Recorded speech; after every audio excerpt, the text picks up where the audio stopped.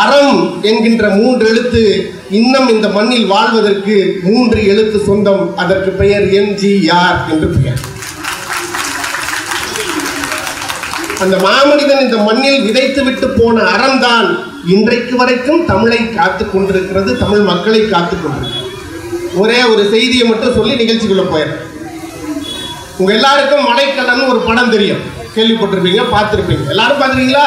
மலைக்கல்லன். அந்த மலைக்கல்லன் படம் வந்தப்போ ஒரு குழந்தை பிறந்தது, தென்காசி மாவட்டம். அந்த குழந்தை பிறந்த போது அந்த குழந்தைக்கு பெயர் வைக்கல. மலைக்கல்லன் படம் வந்துருச்சு, மலைக்கல்லன் பேரை சொல்லி கூப்பிடுறாங்க, ஆனா பேர் வைக்கல அவங்க அப்பா அம்மா. ஏன்னா புரட்சி தலைவர் எம்ஜிஆர் அவர்கள்ட்ட கொண்டு போய் கொடுத்து அவருடைய ஆசீர்வாதம் வாங்கி பேர் வைக்கணும்னு நினைச்சிட்டு இருந்தாங்க. அதுக்கு வாய்ப்பு கிடைக்கல. அந்த சின்ன குழந்தை சின்ன பையனா இருந்து பெரிய பையனாக வளர்ந்து 5 வயசு ஆயிருச்சுங்க. 5 வயசு வரைக்கும் அவனுக்கு பேரே இல்லை. இவன் பேர் என்ன? மலைக்கல்லன் சினிமா வந்தப்போ பிறந்தவன், அதுதான் அவனுடைய அடையாளம். அப்படி வச்சிருந்துருக்கிறான். புரட்சி தலைவர் எம்ஜிஆர் அப்ப முதலமைச்சர் ஆகல, திரைப்பட நடிகராக மட்டும் இருக்கார். ராமாவரம் தோட்டத்திலிருந்து அவருடைய கார் வெளியே வரும். வெளியே வந்து இப்படி வளையும் போது இந்த 5 வயது பையனை தோளிலே தூக்கி வைத்துக் கொண்டு அவங்க அப்பா நிற்கிறார். எப்பவுமே புரட்சி தலைவர் வெளியே வரும்போது பல நூறுக்கணக்கானவங்க வெளியூர்ல இருந்தெல்லாம் வந்து அவரை பார்க்கறதுக்காக நிற்பாங்க, உங்களுக்கு தெரியும். அப்படி நின்றுட்டு இருக்கும்போது ஒரு குழந்தையை தூக்கிட்டு ஒரு ஆள் நிற்கிறார். புரட்சி தலைவர் கார் போயிடுச்சு. திரும்ப சாயந்தரம் வரார். ராமவரம் தோட்டத்துக்கு வீட்டுக்கு வரும்போது பார்த்தா அதே ஆளு அந்த குழந்தையை வச்சுக்கிட்டு நிற்கிறார். 1வது நாள். 2வது நாள் காலையில வெளியே கிளம்பி போகும்போது அதே ஆளு அந்த குழந்தையை தோல்ல வச்சுட்டு நிற்கிறார். 2வது நாள் மாலை திரும்பவும் நிற்கிறார். 3வது நாள் காலை கார் இப்படி கிராஸ் பண்ணி போகும்போது புரட்சி தலைவர் காரை நிற்க சொல்லிட்டார். டிரைவர் நிறுத்தி குழந்தையை தோல் மேல வச்சுட்டு இருக்காரு, அதனால வர சொல்லுங்கன்னு கூப்பிடுறாரு. அவர் பக்கத்துல வந்தார். என்ன வேணும், எதுக்காக வந்திருக்கீங்க, 2 நாளா நிக்கிறீங்க? அந்த அப்பா சொன்னாரு, ஐயா நாங்க தென்காசியில இருந்து வரோம், என் பையனுக்கு பேர் வைக்கணும். எந்த பையனுக்கு பேர் வைக்கணும்னு கேட்டாரா எம்ஜிஆர். இந்த தோல் மேல இருக்கான 5 வயசு பையன், அவனுக்கு தான் பேர் வைக்கணும். 5 வருஷமா இன்னும் பேர் வைக்கலையா? இன்னும் வைக்கலீங்க. என்னங்க சொல்றீங்க? ஆமாங்க வைக்கல. இவன் எப்ப பிறந்தான்? மலைக்கல்லன் படம் வந்தப்ப பிறந்தான். அதனால மலைக்கல்லனாவே இன்னும் வச்சிருக்கிறோம். புரட்சி தலைவர் சொன்னாரா, அப்ப இவன் பேர் மலைக்கல்லனே வச்சுக்க, மலைக்கல்லனே வச்சுக்கங்க. மலைக்கல்லன் பேர் வச்சாச்சு. புரட்சி தலைவர் கையில் இருந்து, நான் சொல்றது எந்த காலம் எந்த வருஷம் தெரியல, 100 ரூபாய் நோட்டு ஒன்ன கையில இருந்து கொடுத்துருக்காரு. 100 ரூபா நோட்டு. அன்னைக்கெல்லாம் 100 ரூபான்றது எவ்வளவு பெரிய காசு? 100 ரூபா நோட்டு. அதை வாங்கிட்டு எம்ஜிஆர் ஆசீர்வாதம் வாங்கிட்டு போயிட்டாங்க. காலச்சக்கரம் சுழன்று ஓடுகிறது பெரியவர்களே. சரியா 20 வருஷம் கழிச்சு புரட்சி தலைவர் எம்ஜிஆர் முதலமைச்சர் ஆயிட்டாங்க. முதலமைச்சராகி முதலமைச்சர் கான்வாய், நீங்க எல்லாம் இப்ப பார்த்துருக்கீங்க, முதலமைச்சர் போனாருன்னா எவ்வளவு கார் முன்னாடி போகும் அந்த கான்வாய்.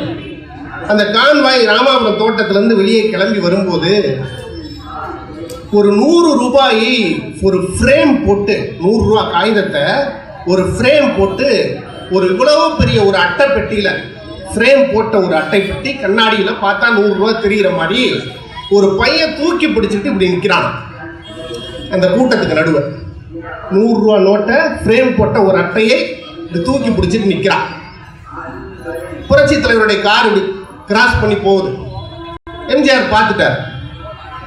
பார்த்த உடனே கியூரியாசிட்டி வரும் இல்லைங்க, ஏதோ 100 ரூபாயை காட்டுறாங்க. நம்மள மாதிரி சாதாரண ஆளாங்க அவரு. வண்டி போயிடுச்சு. திரும்ப சாயந்தரம் வருது. அதே மாதிரி அவன் 100 ரூபாயை பிடிச்சிட்டு நிற்கிறான்.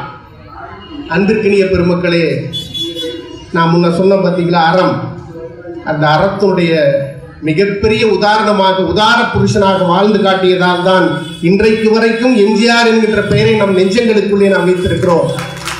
வந்த கார் நின்னுச்சு சார், கண்ணாடி இறக்குனாரு.